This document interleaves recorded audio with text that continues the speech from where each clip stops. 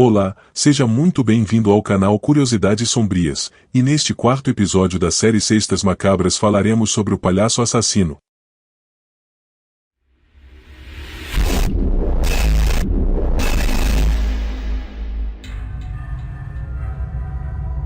Quando se fala em palhaço assassino, logo vem à mente o nome de John Wayne Gacy, mas não neste caso. O Brasil também possuiu um palhaço assassino.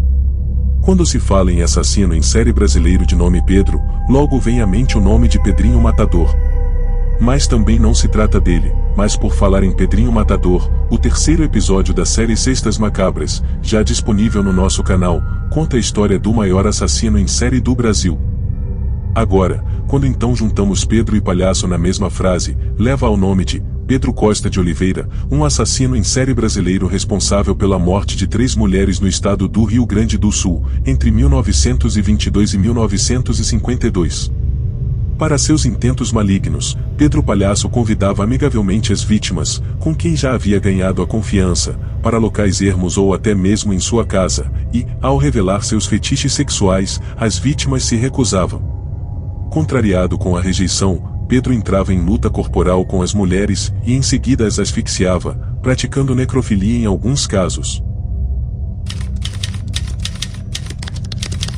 Pedro Costa de Oliveira nasceu em data incerta no ano de 1896, em Camaquã, Rio Grande do Sul, e, ainda criança, abandonou a casa de seus pais para acompanhar um circo, onde exerceu a função de palhaço, por isso ficou conhecido como Pedro Palhaço.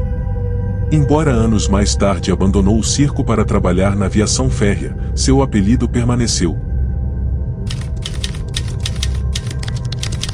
Araci Ferrão, de apenas 16 anos de idade, estava com uma amiga de nome Maria da Glória, quando se encontraram com Pedro e um amigo. A data era 28 de agosto de 1922. Ao saírem do bar, Pedro e Araci desviaram o caminho de regresso à cidade e entraram em uma pequena mata próxima à estação ferroviária de Montenegro. No dia seguinte, o corpo da moça foi encontrado com sinais de estrangulamento, mutilação e pedaços de madeira introduzidos em seus órgãos genitais. Nas unhas da vítima havia resquícios de pele, sinal que havia lutado com seu algoz. Por ter estado com Araci no dia anterior, a suspeita recaiu sobre Pedro, e, no dia 30 de agosto ao ser investigado em sua residência, foi constatado ferimentos de arranhões em seu corpo, além de que suas roupas haviam sido mal lavadas, pois continham manchas de sangue. Assim, naquele mesmo dia, foi levado à delegacia e interrogado, sendo decretada sua prisão preventiva. Vejam que logo no primeiro assassinato Pedro Palhaço foi preso. Seu julgamento aconteceu no dia 19 de janeiro de 1923, onde foi condenado a 25 anos e 6 meses de prisão, a serem cumpridos na Casa de Correção de Porto Alegre. Porém, no dia 13 de abril de 1934 foi destinado a realizar serviços fora da prisão, em obras de construção de rodovias. Assim, por mais ridículo que possa parecer, acabou ganhando uma pequena casa na Chácara das Bananeiras onde se situava o então Grupo de Metralhadoras, atual 5º Batalhão Policial da Brigada Militar do Rio Grande do Sul. Rosalina Augusta Santana conhecia Pedro de vista e no dia 18 de outubro de 1939, ambos conversaram e resolveram manter relações sexuais. A mulher foi com Pedro até um terreno baldio, na Rua Veiga, então uma estrada rural do bairro Partenon, em Porto Alegre. De igual forma ao seu primeiro crime, Pedro revelou seus desejos sexuais, que foram recusados por Rosalina. Assim, Pedro atacou a mulher, que em luta corporal, arranhou vigorosamente o criminoso antes de ser estrangulada. Também de igual forma, resquícios de pele foram encontrados nas unhas da vítima, e os arranhões eram visíveis no rosto de Pedro, que logo foi preso e confessou o crime, mas dessa vez praticou necrofilia com a vítima.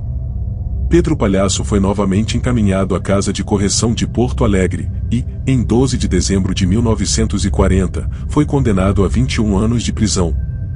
Em 1946, o gabinete antropológico da Casa de Correção encaminhou Pedro Palhaço para fazer um laudo psiquiátrico no manicômio judiciário Maurício Cardoso.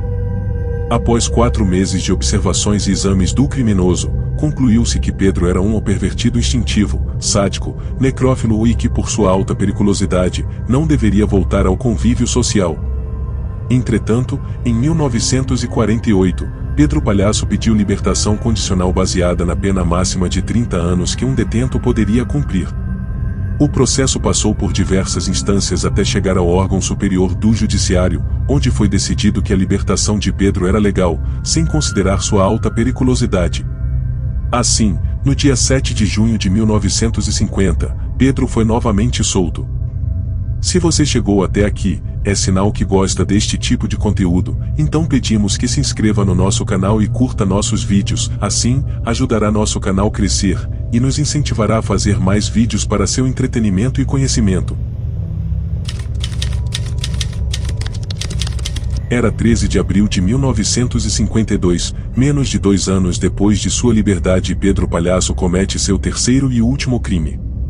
O criminoso contava então com 56 anos de idade e vivia no atual bairro de Jardim Floresta, na cidade de Porto Alegre. A vítima, Universina Alves, de 43 anos de idade, era vendedora de pentes e objetos na Praça 15 de Novembro e foi a um encontro marcado com Pedro Palhaço à noite, no domingo de Páscoa. Após beberem em alguns bares, foi convidada, por ele, para visitar sua casa. O casal iniciou uma discussão quando Pedro manifestou seus fetiches sexuais e a vítima não aceitou. Universina foi estrangulada e Pedro Palhaço praticou novamente necrofilia. Em seguida, jogou o corpo despido da mulher em um poço da propriedade. O corpo foi encontrado apenas no dia 26 de abril de 1952.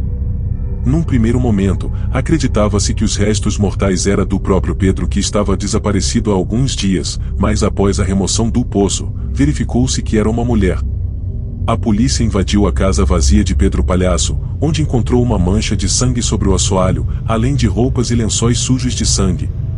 Rapidamente, o homem foi apontado como suspeito, sendo preso horas mais tarde.